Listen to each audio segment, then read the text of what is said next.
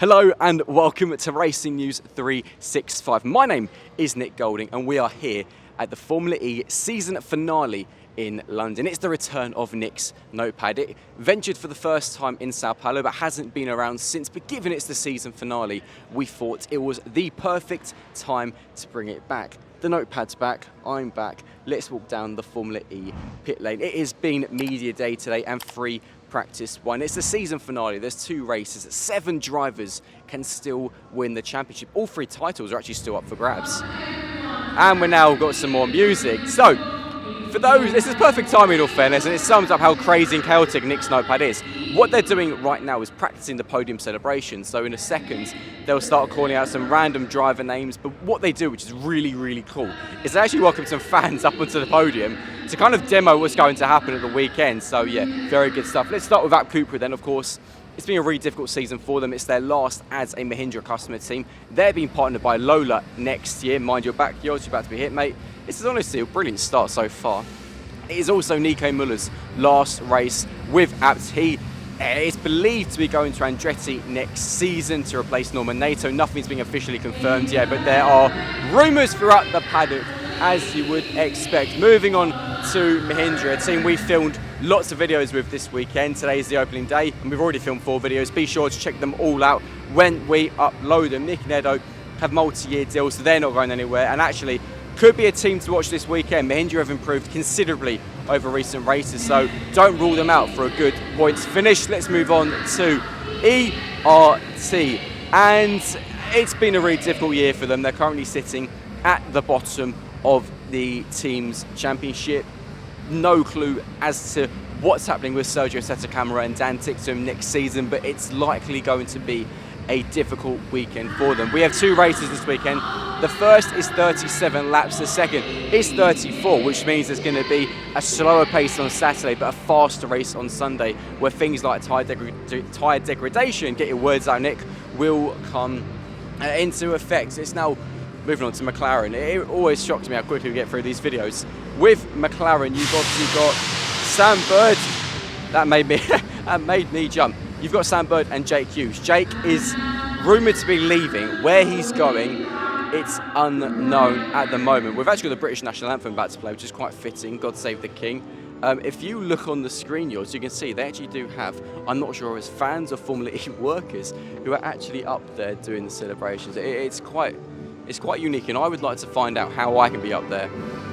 I think, apparently, they've predicted that Jake Dennis will win with Stoffel Van Dorn in second and Sergio Santacamera in third. How accurate that's going to be, I'm not too sure, to be honest with you. Anyway, so yeah, Jake Hughes, we're not too sure yet where he's going to go. He's speaking to several teams, and obviously we'll find out in the coming days what's going to happen there.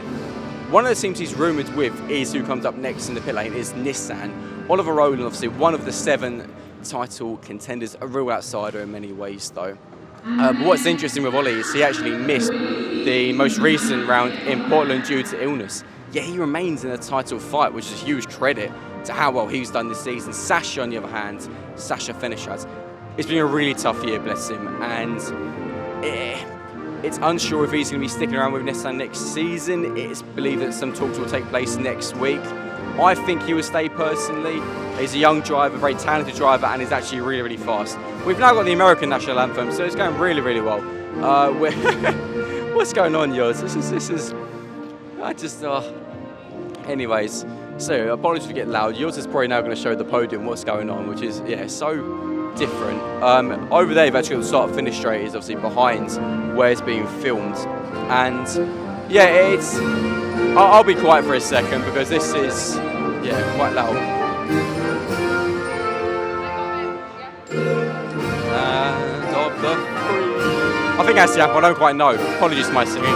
Right, let's move on. This has gone all over the place already. Right, this is why Nick's Notepad disappeared, because it just became random. And as we've seen already, last time it was just me with a selfie stick. Now I've got a cameraman. I'm going up in the world. Yet these are becoming more awkward to film. Fantastic.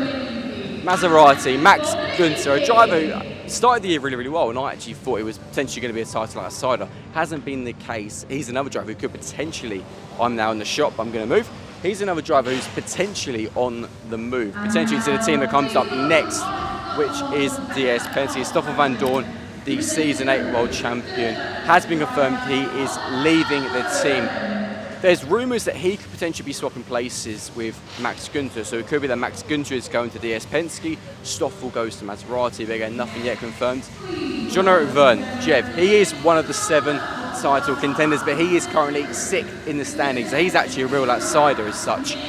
Really, his only way to win the title this season is to win both races on Saturday and Sunday, and effectively hope that the title leaders all endure a horrific weekend. If that happens, he'll become a 3-time Formula E champion, and he's the only driver to have won 2 in the first place. So, yeah, it's a credit to him that he's in this place, given that he's actually not won a race this season. On to Porsche, and a team being spoken about a lot at the moment. Antonio Felix da Costa has won 4 of the last 5 races. It looked like, oh, what? I don't know what to say at this point. You probably can't hear me. If you can, that's amazing. I mean, it's just so. The thing that's even funnier is when we film this at the weekend on Saturday and Sunday after the races, there'll be fans here as well.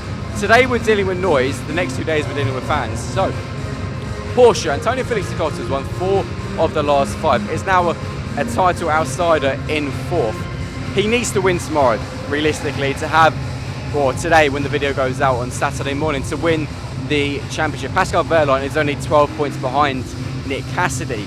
Pascal's in with a real chance, but Porsche's problem, like Jaguar, is Porsche can win the teams and the manufacturers' championships. So they've got to decide, do they go for the prize money and aim for the team's championship, or do they let the drivers fight? And from what we've heard so far, they will be allowed to fight. Could that impact them? Could they take each other out? If they take each other out, then I don't want to be in that press conference. Andretti. It's hard to sum up Andretti because it's been a pretty miserable season. Obviously, Jake Dennis, the reigning world champion, is actually the 7th of the 7 title contenders, but he's another one who effectively needs pretty much get pole position for both races and win both races. So realistically, he's not going to win the title. If he does, then I'll get a Jake Dennis tattoo because I basically just said he won't win it. It's unlikely. We've seen a tough year. Norman Nato, his teammate, it's believed that he's leaving after just 1 season with the team to be replaced by Nico Müller.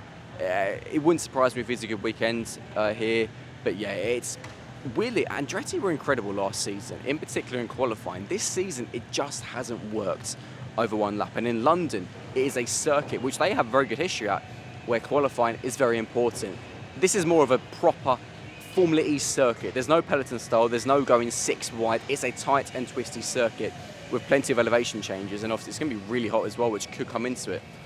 On to Jaguar. Jaguar sit 1st and 2nd in the Drivers' Championship. Nick Cassidy leads Mitch Evans and obviously Pascal Wehrlein by 12 points. Jaguar obviously also leading the Teams Championship, and that's where the money comes in Formula E. That's where the prize money comes, similar to Formula 1 in a way, with the Constructors' Championship. Jaguar are also fighting against Porsche for the Manufacturers' Championship, the first time there's ever been that trophy in this sport. So there is a chance for Porsche or Jaguar to be the first team to win all 3 titles. A hat-trick is a good way, and the way I keep referring to it. And again, another team that have to decide, do they let their drivers fight and take the risk that there could be contact and they could end up losing the team championship? Or do they say to them, no, you need to behave because we want to go for the teams and the manufacturers? They're 2 drivers who are also very good friends, Mitch and Nick. And for Mitch, he's been entered the final round in the last 5 years in the title fight. This is the closest he has ever been to having a championship, and it's a story to watch. Nick obviously was another title contender last season and just missed out, but it's such a hard one to call, and obviously finishing off with Envision, Sebastian Buemi and Robin Freins. A very difficult season, but Robin's in good form, had podiums in both races in Portland, and actually the Jaguar powertrain, obviously Envision are a customer Jaguar team, the Jaguar powertrain is very, very good in London. It's almost like the car is designed for this circuit, and it is expected to go really, really well. And obviously there's another question, is obviously you have Envision, who are Jaguar's customer team, you have Andretti, who are Porsche's customer team. Are the customer teams going to be called up to help Jaguar and Porsche? Could we end up having 8 teams jostling it out? There are so many stories here, and Formula E is at its best at the very end this year. We have 7 drivers fighting for the title. Nobody knows where it's going to go. London is always crazy and unpredictable. So if it is also on Freeview TV this weekend in the UK and Ireland on Quest TV. So I'd recommend, if you can, watch it. The races start on Saturday and Sunday at 5 p.m. Let me know in the comment section below what you think is going to happen. And I can't call this title, and that's really, really exciting. They're now practicing a light show, which at least that's quiet. It's been Nick's Notepad. I'm glad it's back. Please let me know what you think of it as well. Like this video, subscribe to the channel. My name's been Nick Golding, and we'll see you tomorrow. See you later.